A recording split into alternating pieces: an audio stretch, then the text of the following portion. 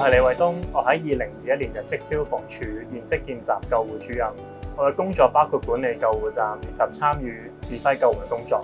我叫李永輝啦，我喺1982年嘅時候加入消防處，擔任呢個救護員嘅職位嘅。咁我喺崗位咧服務咗超過33年，咁啊自2016年咧退休嘅。當時我嘅職位係救護總隊務。通烈自細咧，佢睇人都好好嘅，一向都好中意參加團隊運動嘅比賽嘅。而佢性格比較外向，又同人哋善於合作，咁啊又都有團隊精神嘅。咁我覺得佢有做呢個紀律部隊人員嘅天分。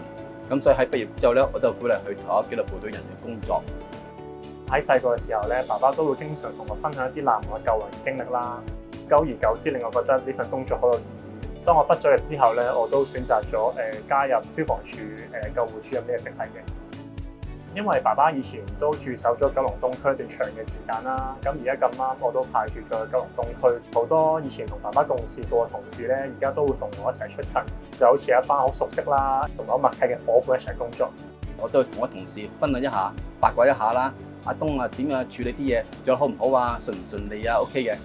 喺工作上遇到啲難題或者挑戰咧，我都會同爸爸請教啦。畢竟我作為新手啦，對部分治理程序都比較陌生啦。而爸爸喺消防處都工作比較長嘅時間，佢對一啲治理程序都比較熟悉。希望你喺呢工作關係上面咧，繼續努力啦，好好學習，無忘服務市民嘅初心，同埋做一件事都要問心無愧。